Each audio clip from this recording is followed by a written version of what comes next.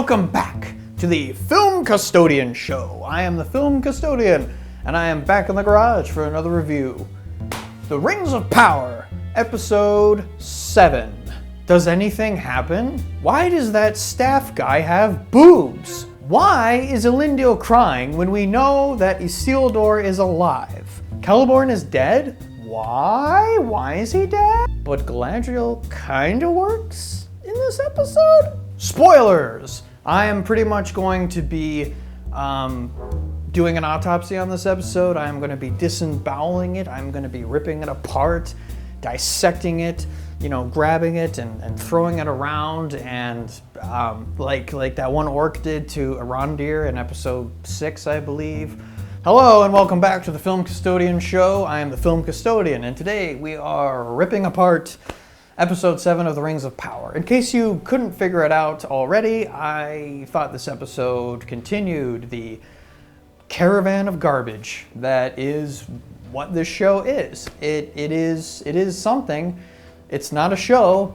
It's just people wandering around in spaces talking about stuff and a lot of pseudo speeches. And what I mean by that is that these speeches are supposed to be uplifting and inspiring, but they feel like fraud speeches because they're nonsensical, they make no sense. And basically, skipping way ahead, as an example, the Harfoots are back. Oh God. So the Harfoots are back, and at one point the cult people, the people in white robes, which are actually all women, turns out. There was a whole thing where the one guy that everybody assumed was Sauron was going to be played by this one actor called Anson Boone, I believe, and it was that guy. And well, turns out that this character is actually played by a woman. That explains why this guy has boobs. Okay, because I was going to say, I was like, what is going on here? So that is actually who plays this character. Whatever, no big deal. They don't do anything anyway. They just show up to the Harfoot camp and go poof, blow some fire in her face because, well, Noricus came up to her and was like, hey, if you're looking for Meteorite Man, he's that way. And they're like, oh, well, you can't mess with us. Blows fire in her face. But then all the caravans over there catch on fire. Just like, woof. And actually, that made me very, very happy. I was like, wow, you guys are my favorite characters now. This Sauron worshiper, or might still be Sauron, I don't know. Who knows? Who cares? Point being, this cult person set the caravan on fire, or the Harfoot's whole place on fire. And I went, wow, you are my favorite character. You are my hero. Because screw the Harfoots. They're stupid. They're dumb. They have no business being in this show. The only reason they're in this show is because The Lord of the Rings has hobbits, and we need some kind of hobbit character.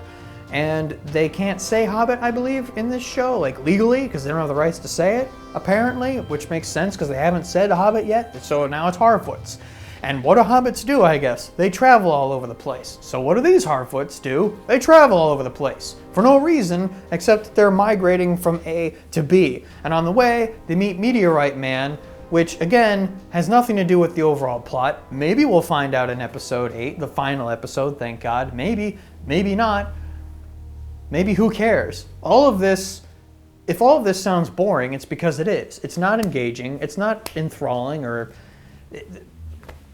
none of it matters towards anything, towards any actual plot. And anybody who's even praising this show will be like, well, it looks good, well, the show looks pretty, but they can't specify what characters they like, what stories they like, because there isn't any. There simply is not any.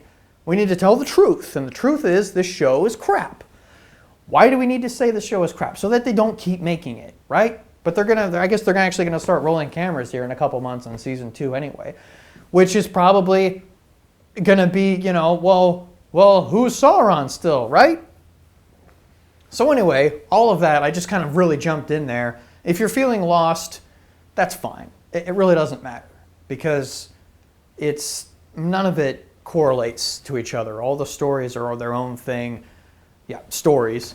So let's talk real quick. I found, let's talk about this for a second. We're going to talk about J.J. Abrams. So J.J. Abrams apparently had a hand in this show. Really? Actually, this all makes sense now. Because apparently the two guys that wrote this show and are the showrunners, McKay and Payne, I believe. Maybe it's the same guy. I don't know. But yeah, so these two guys, their only credits that I really found or that are notable, I guess, is that they wrote Star Trek Beyond, which I believe J.J. Abrams was a producer on, and surely Bad Robot worked on that too. J.J. Abrams' company. And so these two guys met J.J. Abrams. And they've even said this in interviews and stuff, these two guys, that they were like, yeah, when we were pitching to Amazon and we were going to pitch our show, our Lord of the Rings show, JJ went to bat for us. JJ went up there and said, these guys are the thing and whatnot, which makes perfect sense when you look at the show as a whole. Because what is it? It's the J.J. Abrams philosophy of, it's the mystery box. Call it a philosophy or a theory, his method for making everything that he makes. You want to go all the way back to Lost? What happened on the show Lost? The plane crashes on an island, which is what? It's a mystery box. Why is it weird? What's the smoke monster? What's the Dharma Initiative? What's this? What's that? Who knows? Like, he's there to set it up and to start it. Now, luckily, there were two competent writers that took over as showrunners, and J.J. Abrams didn't have anything else to do with the show after that. But the point is it was already... the ending was already going to suck no matter what.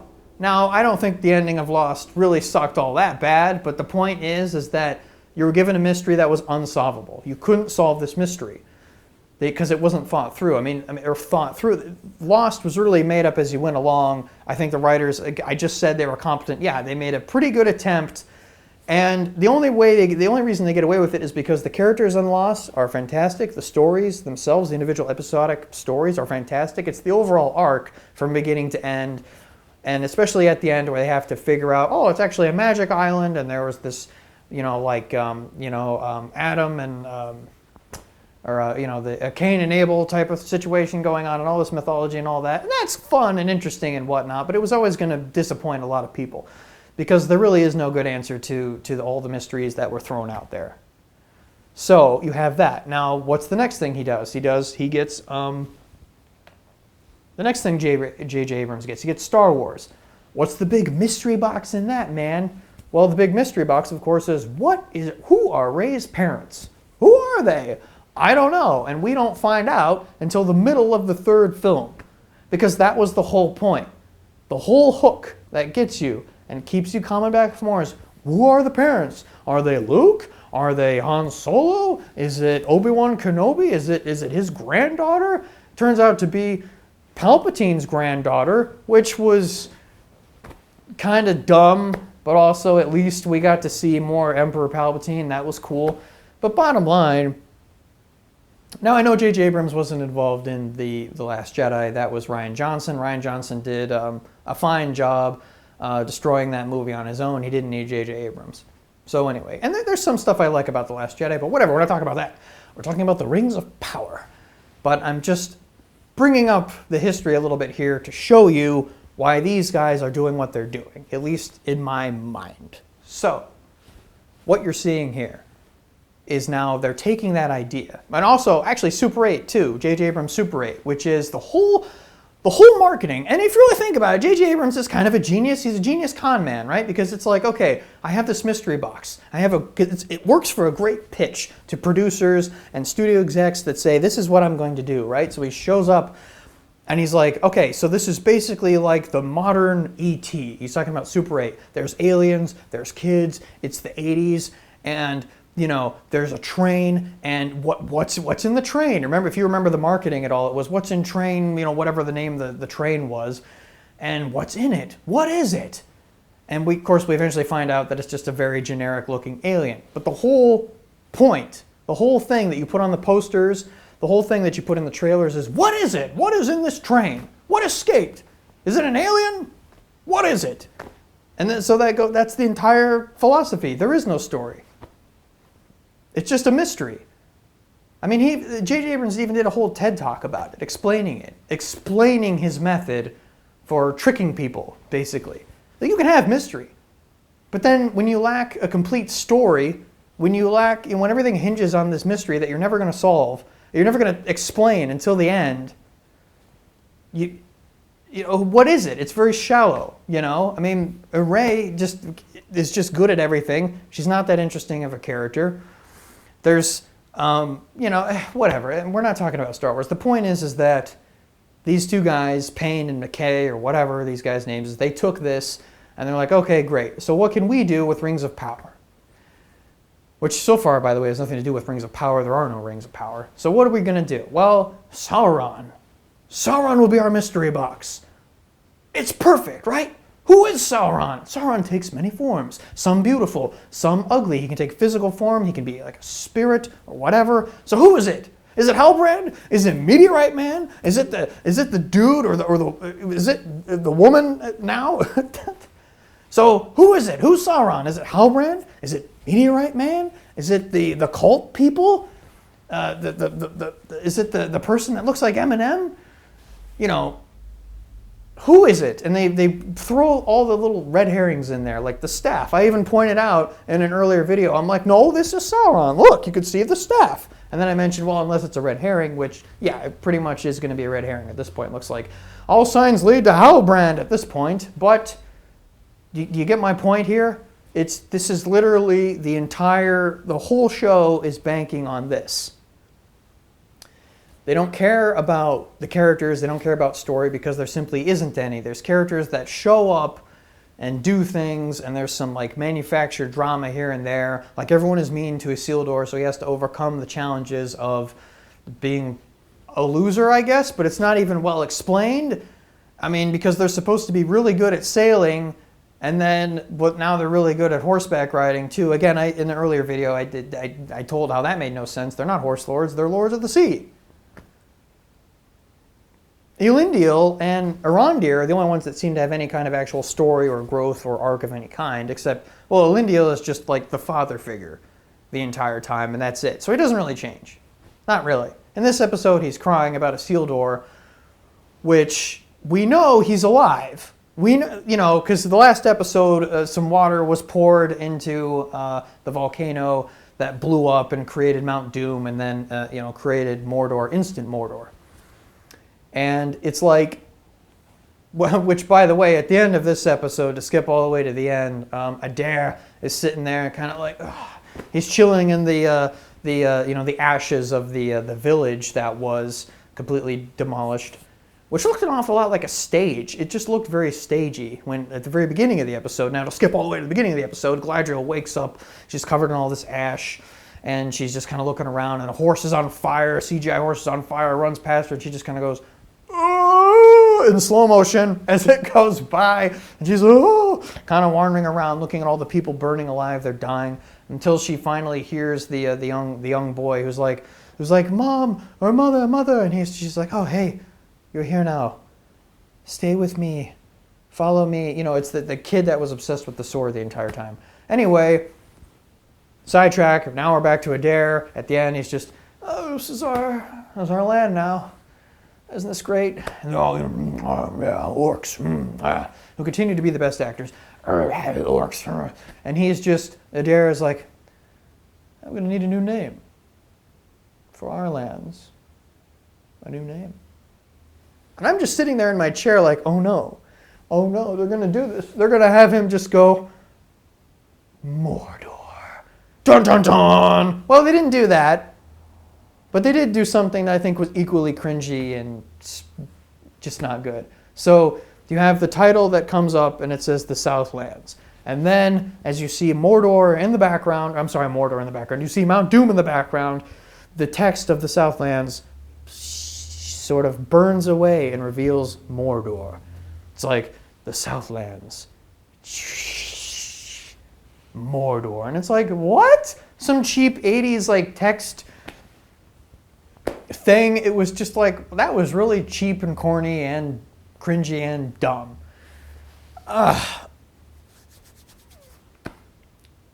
So where was I, right? We don't know who Sauron is. That's the whole mystery that keeps people coming back, right? That's it, because everything else isn't engaging. So they have all the marketing stuff figured out, right? Now really what they should have done is introduced evil from the very, very beginning, showed them do something horrible and terrible, and now we know who the villains are. Instead it's, evil might be around. It might be. He might be here somewhere. We don't know who that is. Keep tuning in to watch another 70-minute episode to find out nothing. I mean, you know, this show is just a giant con job.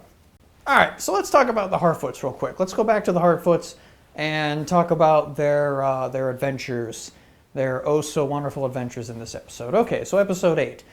We see a little bit more of the cult people. They're kind of wandering around. They're looking for the meteorite man. We don't know why. We don't really care. And so the Harfoots arrive at this wonderful place. It's supposed to be this wonderful place, you know, full of all this food and bounty and whatever, apples, I don't know, whatever's going on. So they show up and they're like, oh, what? You know, there's really dramatic music playing, you know, oh, you know, it's dramatic. And they show up and there's huge burn spots where all the trees have been burned away. All this crop that they were coming to, it's all burned away. So Meteorite Man, which I'm just going to rename Eeyore at this point, he's just Eeyore. He's just sad and kind of whatever, and I really hope this isn't some kind of Gandalf or some kind of wizard. That would just be really lame. It's pretty clear at this point that the writers don't care about lore. They don't care about being accurate to any kind of book, you know, the appendices, or, I mean, really that's all they have to go off of anyway. So, also, yeah, so Celeborn is dead? Galadriel's husband? Yeah, sorry, I know that came out of nowhere. But I'm also saying that as to the fact that they're not keeping with the lore and what actually happened. You need him to be married to Galadriel. I mean, he's there when the Fellowship shows up, but he's not there. He's dead now, so whatever. That was a sidetrack. Okay, so we're back at the at this orchard or whatever. Everything is ruined. It looks like shit, you know. And what it was from the we get an explanation from the one lead Harfoot guy, and he's like, oh yeah, sometimes some mountains full of fire, they blow up, and they send fire down, and it destroys stuff. And so that's exactly what happened. Nowhere around is there any other burn spots. Just exactly in this one spot was it fire from, you know, instant Mount Doom that came out and blew up some areas and charred everything up. So anyway, Eeyore is like, I can help.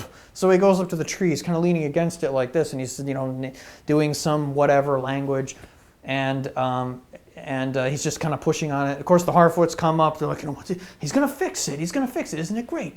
And then, of course, you see one of the smaller Harfoots come up and look like right underneath a branch, which, as you know, the branch is going to fall down. Nori goes in there, oh, saves her, the branch falls on them, and now everyone is like, oh, get out of here, you ruined everything, Eeyore, get out of here. Okay, because he pushed too hard on the tree and it fell over. But then, of course, as he's leaving, you look back at the tree and there's a little green plant is growing. So Eeyore, yeah, is like, okay, he's gonna leave. But then the one main Harfoot, which hasn't liked him this entire time, now suddenly wants to talk to him about stars, because he's been looking at stars this whole time. You know, looking at the stars. And, you know, there's darkness coming and stuff because whatever. And so he goes up to the big guy and he's just like, or he goes up to Eeyore and he's like, yeah, stars. This book might lead you to your stars. He gives him a map and then he goes off on his merry way. Next thing you know, it's nighttime. There's the cult people coming around. They kind of see them up on the hill against the moonlight. And that was a pretty cool shot. Again, credit where credit's due. Honestly, most of the praise that this show gets is, well, it looks really pretty. There's some cool shots. And yeah, I'm not going to disagree with you. There are some pretty shots. But it doesn't matter if you have some pretty shots. If everything else sucks, it doesn't make it good, okay? Because they can't name anything else. Like, well, you know, just I wanted to go back to Middle Earth, and I like being in Middle Earth, and that's like enough for me. I mean, yeah, great. Look, if that's enough for you, you're just there in this adaptation of Tolkien's work, and you're in Middle Earth, and, you know, or this version of Middle Earth, and that's enough for you, then fine, great. This is definitely the show for you.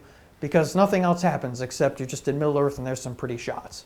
So anyway, they see them up there, and then Nori comes out, which has always bothered me. Isn't this a dwarf name? This is a dwarf name, I swear. Isn't this one of the dwarves in Hobbiton that goes to Bilbo? Yeah, Nori, Dory, and Ori. If I'm wrong, tell me in the comments, okay? Because I'm pretty sure. They gave her one of these dwarf names. I don't know why. Whatever. So she calls out to the cultists. Hey, you're going the wrong way. Eeyore went that way. He went that way. He's over there. And then she looks back, and then they disappeared. Where could they be? They're not going to be, oh, they're right behind her. There they are. They magically just, they teleported, and they're there. And then they all kind of come up, and her father comes up, and he has like a branch. It's on fire. He's like, oh, I'll beat you up or whatever. And so one of the chicks actually puts her hand on the flame and extinguishes it. Very much like what Eeyore was doing, where he was able to turn things into ice. So it's all connected, man. Who knows? We'll find out at the end of season 5 in the last episode who Sauron is and who these people are. But anyway, so it extinguishes the blade, and then, like I said earlier, blows fire in her face, and the caravans are all on fire, and I clapped, and I was like, this is great. You're my hero. I love you guys are the best. You white robe people are awesome. And and so then everything is on fire again. So now they lost everything. After earlier, it was all healed. Eeyore actually worked, his magic worked, and it was just bountiful, and there's all these fruits and whatever, only to get burned up again by these cultists. And then at the end of that, we cut back to a bunch of other stuff happens. We cut back, again, this is just the Harfoot story. We cut back, and Nori's father stands up and is looking around all the destruction and gives a really dumb speech that's supposed to be inspirational, but it didn't. It was basically just like, well, we're Harfoots, we just keep going, and love will get us through, or something to that effect. And it was supposed to be this really inspirational thing, and in that moment, Nori, she felt inspired. She's like, oh, that's right, I'm going to go after him. Oh, what? You're going to go after Meteorite Man? Because why? Well, he must be in danger, right? He must be in danger. And it's like, okay, so you didn't get the idea that they were evil, that these people in white robes looked kind of off, right? Like there's something kind of evil about them. And now she goes off, her friend goes with them, the one that likes to fall in mud and shove berries in her face, and then the one guy who likes the stars. They go off and they're going to go find Meteorite Man and try to save him or whatever. I don't know. That is actually kind of a story. You got 3 or 4. No, actually, yeah. One of the I think it's her mother. Nori's mother decides to go, but not the father. Probably because his ankle is still messed up from an earlier episode. She's just like, I'm going to go too. And it's like, when have you people ever expressed interest in Eeyore besides Nori? You never have. You haven't. But now all of a sudden you do. If you're going to take anything positive about this scenario, it's that now there's an actual story. The Harfoots have to try to save Meteorite Man from the cultists, or whatever they are, the white robe people. So that's kind of a story, but it's the end. It follows this entire pattern where there's just, these are 70-minute episodes, so there's 60 minutes of just, all right, whatever. So back to Galadriel. She's wandering around. Everything is orange looking, whatever. That looked kind of cool. Everything's like an orange tint to it or whatever. And she's wandering around with the boy that was obsessed with the sword. And this is where I think her character kind of worked a little bit. Just a little bit. Because she was actually trying to be encouraging to the boy, who's basically just, everything is my fault. And she's like, no, it's actually my fault. And she was trying to be, encouraging and, somewhat nurturing to him. And I'm like, oh, okay, this is good. I mean, it doesn't mean anything. It's still boring as hell, but at least we're getting something out of her. And it's like, okay, so there's some growth maybe, but it's like, it's too little too late. We're at the end of the show. The turning point has to come at the middle. When you're not, and then you go off and you've become this other person. Now you're going to go off, whatever. So anyway, they're wandering around, the Southlands, which is now Mordor, and they talk about some bullshit, whatever. And then some orcs come around. The guy comes around with a torch. There's some orcs. They're like, oh, so Galadriel and the kid quickly hide under a tree.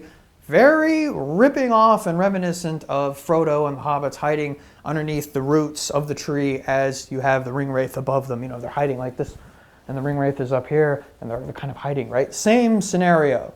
Total ripoff. Again, the show is constantly taking bits of dialogue and scenarios from the movies, ripping them off, and putting them in this show, but doing a horrible version of it. And it's just dumb. So they're wandering around. Oh, they've got torches, and at one point they're even like right over them, looking around. Of course, they don't find them out. And actually, yeah, this is one of those moments where you hear an orc off screen, and he's just, "What is it? What do you smell?" And instead of like in the beginning of the Two Towers, where the Uruk-hai are running back towards Isengard, and the Legolas and Aragorn and Gimli are running after them, and you got the Uruk-hai, and they're just, what do you smell? He's just, man flesh. This time it's like, what is it? What do you smell? And I don't think he said anything. I'm honestly really, but I was waiting for him to say something, like just something really dumb, like I smell fire, but directly after that it was just ash. Oh, there's ash everywhere. Oh, come on, we're wasting time. And I'm like, yeah, you are. Your entire purpose. I just scared the hell. I dropped my little piece of my mic here and fell on the ground. Scared the hell out of me. All right, so where were we? Filler. And then you kind of switch back and forth to now the Queen. At the very beginning of the episode, you got the Queen, and you've got Isildur, and you got Isildur's buddies. Of course, Isildur's buddies were crushed, but one of his buddies survived, and they go into one of the small houses, which are still standing somehow. And of course, people are just kind of hiding in a corner. Everything's perfectly fine. They're not like knocked out or anything. They're just there. The Queen goes in there, and now, soldiers, come on, help me out, help me out. They're going to try to rescue these people, and then something blows up, and ashes and fire come flying out, and she's blind. The Queen is blind now. Okay. And one of Isildur's friends is dead, and the roof fell on Isildur, and he's dead. But we know he's not dead. Back to this again. Isildur is not dead. We know he's alive, because he's literally the guy who's like, oh, Isildur is literally the guy that has the ring with Elrond, takes it into Mount Doom instead of throwing it into the fire. Elrond, cast it into the fire! And he's just, no, the ring is mine now. That guy, we know he's alive because he's important to stuff later on. So that's why when we continue to follow them after that through the forest, Elendil finds them, to Middle-earth, we find them, which ironically now he's just, I want to go home. We never should have come to Middle-earth. We never should have come here. Because he believes his son is dead. So back to that scene, they're standing on a ledge. At this point, Galadriel has come back, found her way back to the camp. More on that in a second. But so Elendil is standing up there, and the Queen still wants more troops to come back and fight in Middle-earth. And Elendil's like, nah, screw this. This is really dumb. Again, he's being smart. This is just stupid. Why'd we come to Middle-earth to begin with? And so the point is, she's like, so we ready to set sail? Come on, Captain. She's like calling to Elendil, and Elendil's just, he starts to cry, and I'm like, dude, okay, I'm supposed to feel emotional right now. I'm supposed to feel sad with Elendil. I'm supposed to identify with what he's going through right now because Isildur's dead, or might be dead. But I feel nothing because I know that Isildur is alive. So him crying carries no weight. Did anybody write? The writing is, why did they think they would get away with this? We already know the story. We know Isildur is alive. Unless they did kill him, they killed Celeborn. I mean, heck, who needs Isildur, right? I mean, for all we know, it was in this new version, it'll be Galadriel that was there at the battle, and she goes into Mount Doom, and she decides to keep the ring. I could see that happening at this point. Why not, right? Or maybe the kid who's obsessed with that sword. Because I can't remember his name. Whatever. So Arondir and the mom, Brandywine, or whatever her name is, they don't do anything in this episode. They're just magically at this camp. This base camp, which came out of nowhere, because if you remember, in episode 6, when they come riding in on their horses, which they're just kind of there, right? The time is all weird, but so there was this base camp somewhere up in the mountains, I guess not far from the beach, but it just came out of nowhere because they just passed over it in the last episode. So they're there, whatever. Galadriel goes in there, and they're like, oh, the King of the Southlands is in there. Halbrand is in there on the bed. He's got a big wound. He's like, oh, he's dying. Oh, he's dying. He's going to die. And then so Arondir is in there. Galadriel goes in there. Of course, she looks at the wound, and I'm like, oh, I know what's coming next. And here it is. Galadriel turns, looks directly at Arondir. Remember, who's an elf, looks directly at him and goes, he needs elvish medicine. She looks at Halbrand, sees the wound. Somebody says, it's like, oh, well, we can't do anything about it. Galadriel, an elf, looks at Arondir, an elf, and goes, he needs elvish medicine. So does Galadriel not respect Arondir as an elf? They're both elves, so Arondir can't save him? What? Do they not have the medicine there, so they have to go? I mean, really, that's all it was. I just thought that I just thought that was really, really bizarre. It's like, oh, well, Arondir wasn't trained. Yeah. You can give whatever excuse you want. The whole point is to get Halbrand from this camp to the capital city of Lindon to talk to Gil-galad or whatever they're going to do in the next episode. That's the whole point, which is funny because he's laying in bed, half awake, dying. Next shot, he's outside, and it's everyone's, the king, and he's just, like this, and it's like, well, I thought you just a second ago you were dying, and now you're okay, and now you're getting on a horse, and now you're riding off towards the Lindon or whatever, and it's like, so clearly at this point, I would be really surprised if he's not Sauron at this point. But again, I don't think they're going to tell us. I will be very surprised if they tell us in the next episode, because they have to keep us coming back. Remember, it's the mystery box. It's the mystery box. It's the mystery. Who is he? Who is he? What is he? It's the mystery box. So we won't find out who he is until later. We can't find out who he is, right? Because he has to deceive everybody into making the rings of power. So if we find out he's Sauron, or at least we, the audience, find out he's Sauron, maybe not the characters in the show, but that makes it even worse. The whole point is that Sauron tricks everybody into making the rings of power. So maybe the audience can know, and that's okay, and not the characters in the show. The characters in the show definitely can't know that he's Sauron, because he's supposed to trick them all into making the rings of power. Oh, man. So, so they're on their way to Lindon or whatever. Elendil is on the mountaintop crying about his son that we all know is alive. Adair is sitting in now, it's Mordor now. It's called Mordor. Where's everybody else? Oh, yeah. And the hobbits are on a journey to try to save Meteorite Man. So this show is really good at doing a whole lot of nothing in a whole lot of time. They're like 70-minute long episodes. Maybe that's give or take 10 minutes because there's a lot of credits. But still, like a standard drama episode is 50 to 55 minutes. So you're adding all this extra time for no reason. So man, it was just really bad. Again, it's just so bland. It's just so bland and boring, this entire show.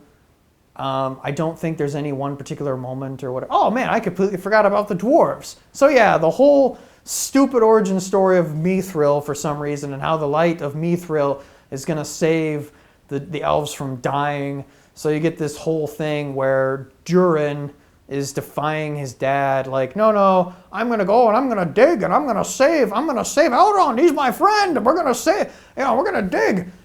It's like, he's like, but you're not the king, my son. You're not the king.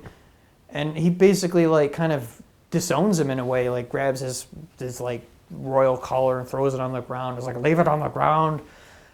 And then so his son brings up a good point. It's like, well, Durin brings up a good point. He's like, well, you stop me in every turn. You crush my ambition. You won't let me dig. What's going on? Like, and then so by the end of it, they're not going to dig for Mithril. And it's almost like Durin and Dessa are now villains at the end. It was very weird because Dessa comes around, Durin's wife comes around and she's just like, he's an old man, we need to, we'll take over and we'll rule. And I'm like, what? You were like the only wholesome character and now you're like scheming and you're being evil. What are you doing? So everybody's evil. More or less, except poor old boring Elrond, who gets literally thrown out on his ass. And yeah, and then the final shot of the episode is there's a Balrog down there. Yeah. The Balrog. I hope the Balrog comes up and just completely demolishes Khazad-dûm.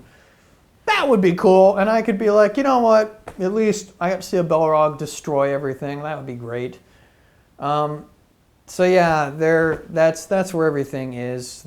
As of this taping, the final episode is tomorrow. So we'll see, I guess. And then I'll be done watching this show. Because man, it's been tough. Please like and subscribe if you enjoy this content, if you enjoy my rantings. I also do some other reviews like Star Wars, Game of Thrones, House of the Dragon, stuff like that. I do some other reviews. Check those out. Please leave a like. Please subscribe. It doesn't cost you anything. Please share the video if you enjoyed the video. If you enjoy the Rings of Power, let me know. Tell me why in the comments section. If you don't like the show, tell me why in the comments section.